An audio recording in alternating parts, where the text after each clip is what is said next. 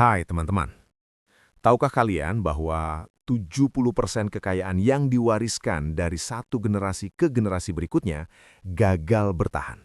Ya, lu dengar dengan benar. 7 dari 10 keluarga kaya akhirnya kehilangan kekayaan mereka dalam perpindahan antar generasi. Kenapa?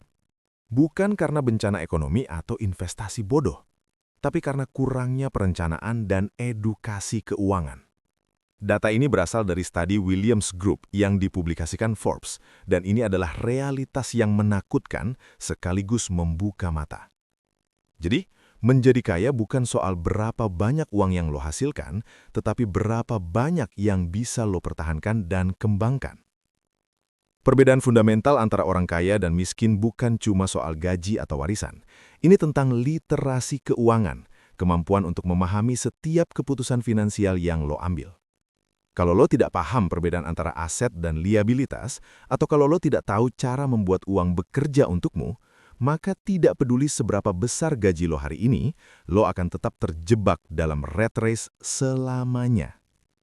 Jadi, apakah lo siap untuk belajar perbedaan mindset ini? Mari kita mulai. Pertama, Robert Kiyosaki, penulis buku Rich Dad Poor Dad, memberi kita aturan emas yang powerful. Aset adalah sesuatu yang memasukkan uang ke kantong lo. Liabilitas adalah sesuatu yang mengeluarkan uang dari kantong lo. Sesederhana itu, tidak perlu istilah accounting yang rumit. Kalau sesuatu membuat cash flow positif masuk, itu aset. Kalau sesuatu terus menguras dompet, itu liabilitas. Sekarang, ini bagian yang paling menarik. Rumah yang lo tinggali, bukan aset.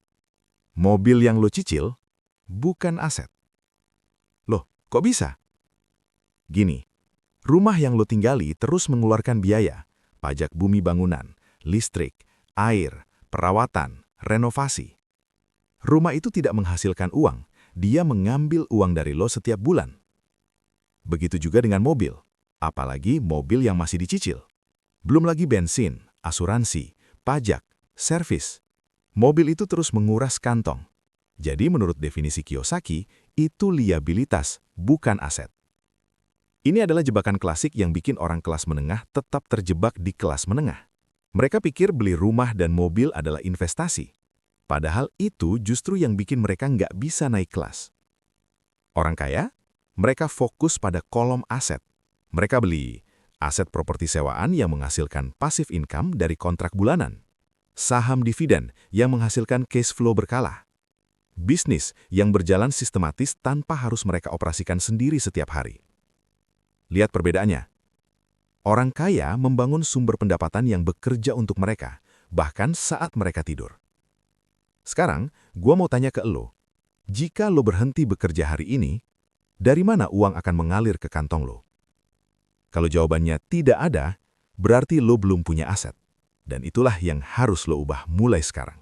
Berikutnya, kita lihat pola pikir yang lebih dalam lagi. Siklus uang orang miskin. Seperti ini. Bekerja, dapat gaji, bayar tagihan, konsumsi sisa uang, uang habis, bekerja lagi. Lihat polanya. Orang miskin bekerja untuk uang, lalu uang itu langsung habis untuk konsumsi.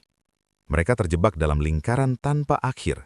Setiap bulan, cerita yang sama terulang. Karena mereka tidak pernah diajarkan untuk menunda gratifikasi atau delayed gratification, mereka tidak pernah belajar bahwa uang hari ini bisa diubah menjadi aset yang menghasilkan lebih banyak uang di masa depan. Sekarang, bandingkan dengan orang kaya. Orang kaya melihat uang bukan sebagai alat konsumsi, tapi sebagai benih yang harus ditanam. Kalau lo punya 10 juta hari ini, ada dua pilihan. Pertama, konsumsi. Beli gadget baru, makan di restoran mewah, jalan-jalan, habis dalam sebulan. Yang kedua, investasi. Beli saham, obligasi, atau modal usaha. Dalam 5-10 tahun, 10 juta itu bisa jadi 50 juta atau bahkan 100 juta. Orang kaya paham konsep compound interest atau bunga berbunga. Mereka tahu bahwa uang yang ditanam hari ini akan tumbuh menjadi gunung uang di masa depan, asalkan mereka bersabar dan tidak gegabah. Gua kasih perumpamaan. Bayangin lo punya biji mangga.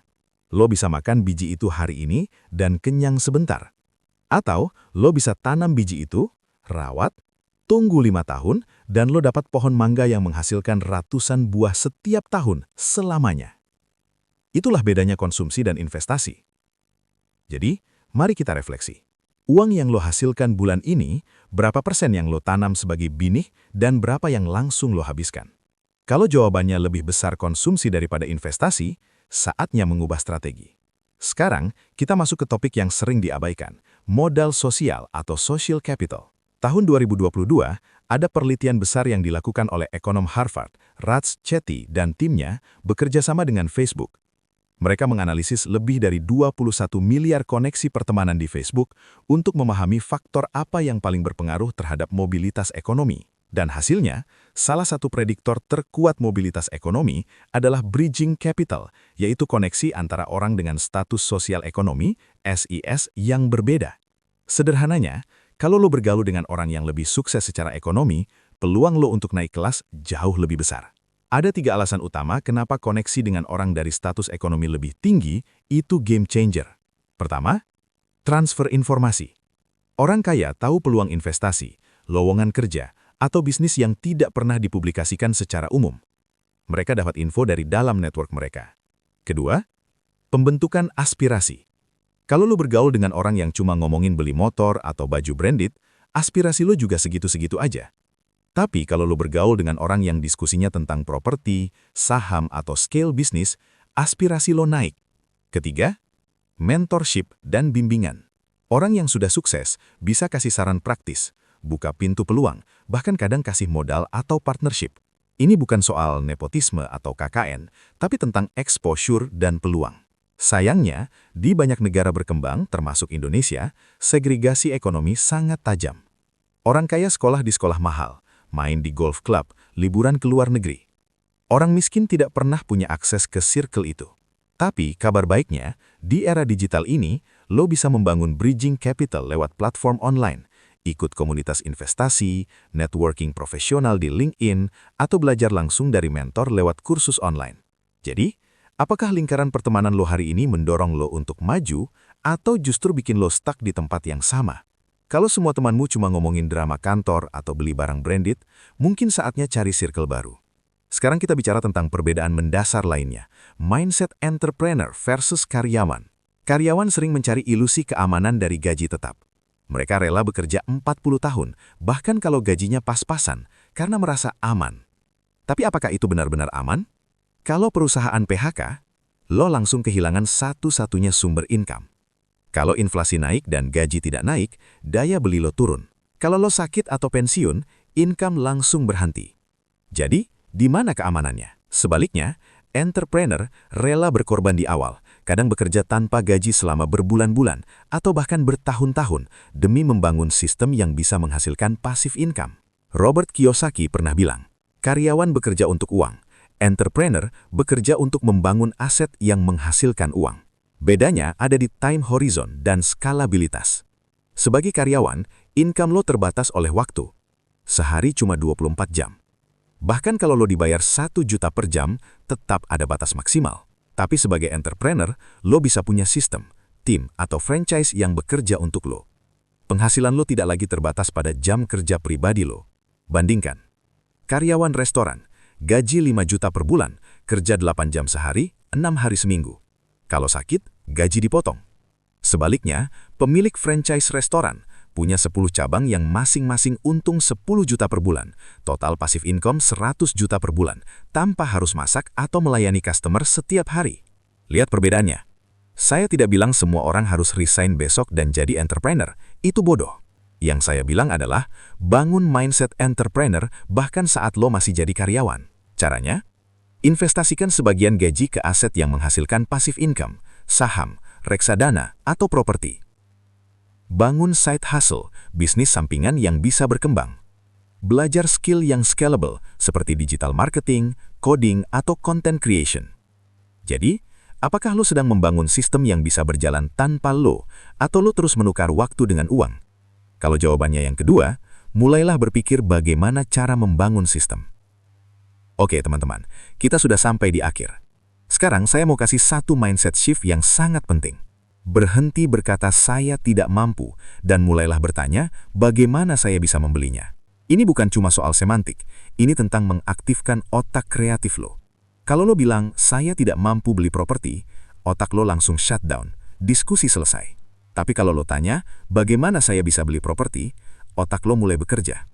Mungkin aku bisa cari partner bisnis. Mungkin gue bisa mulai dari properti kecil dan scale up.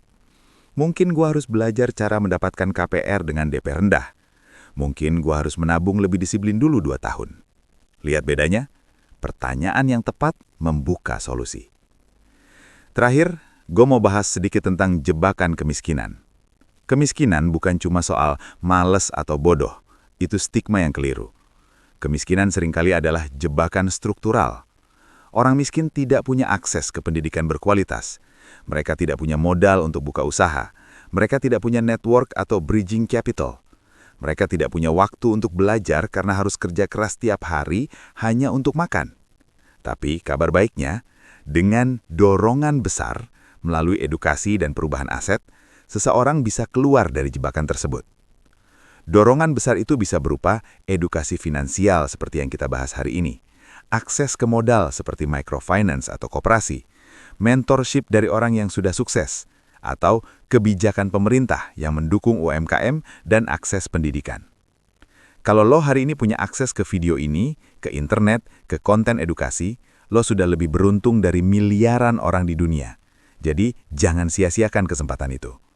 Ingat, kemiskinan atau kekayaan bukan cuma soal angka di rekening. Ini soal mindset, pendidikan, dan pilihan yang lo buat setiap hari. Kalau hari ini lo merasa stuck, mulailah dari langkah kecil. Baca 1 buku tentang finansial, mulai investasi dengan Rp100.000 saja.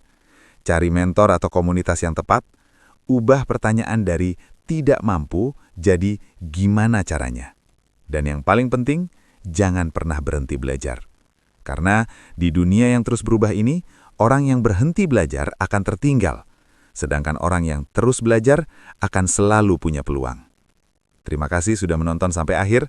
Semoga video ini bermanfaat. Jangan lupa like, share, dan subscribe untuk konten edukatif lainnya. Sampai jumpa di video berikutnya.